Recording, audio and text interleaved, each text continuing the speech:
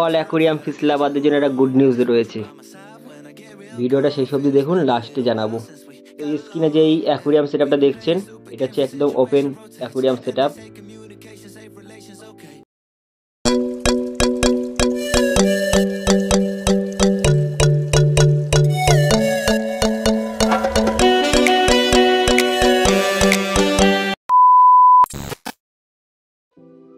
So hi friend, চলে এসেছি আবার নতুন একটি ভিডিও নিয়ে।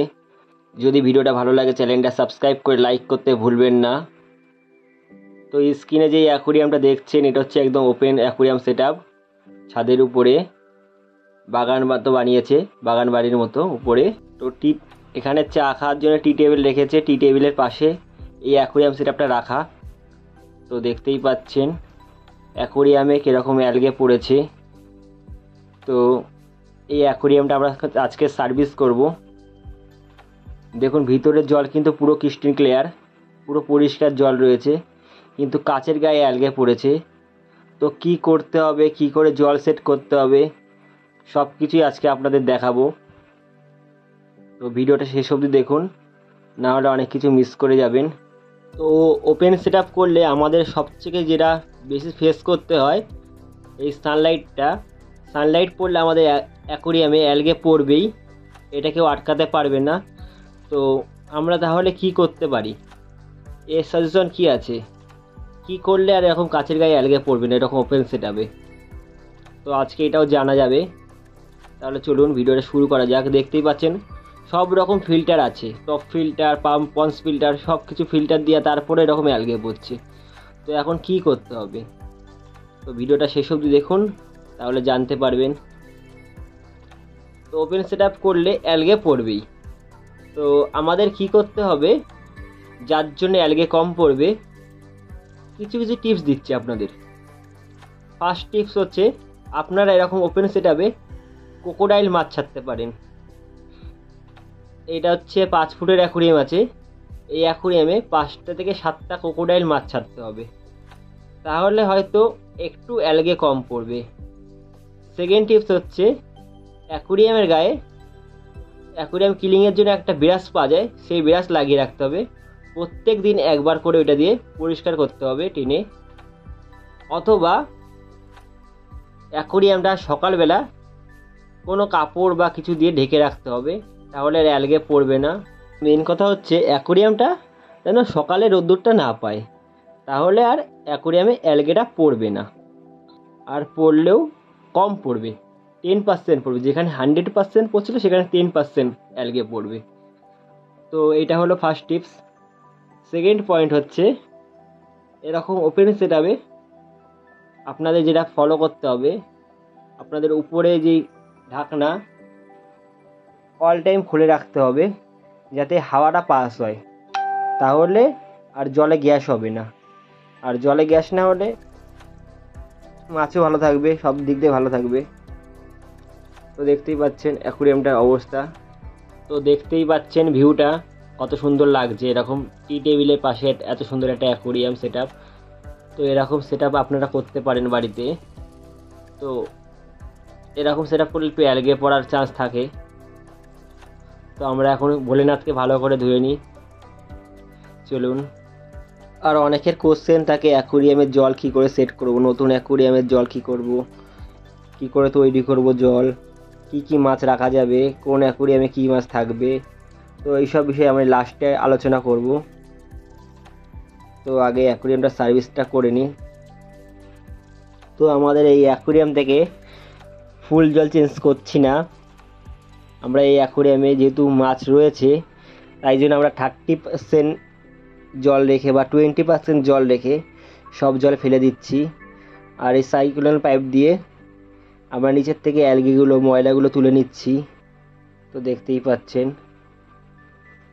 আমরা 20% জল রেখে বাদবাকি জল সব ফেলে দেব।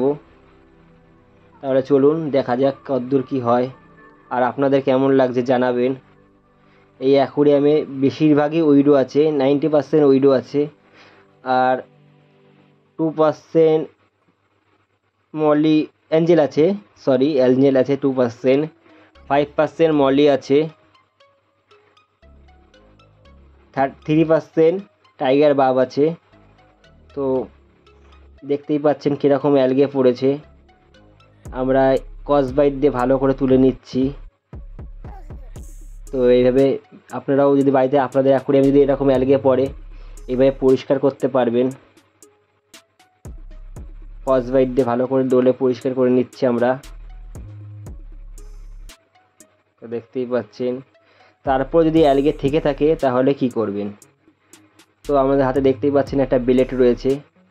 এই অ্যাকুরিয়ামের গায়েও সেম প্রবলেম হয়েছে। এই দেখতেই পাচ্ছেন ফোঁটা ফোঁটা অ্যালগে লেগে রয়েছে, এগুলো কসবাইট দিয়ে উঠছে না। তো আমরা এই বিলেট দিয়ে আস্তে করে কেকে নিচ্ছি।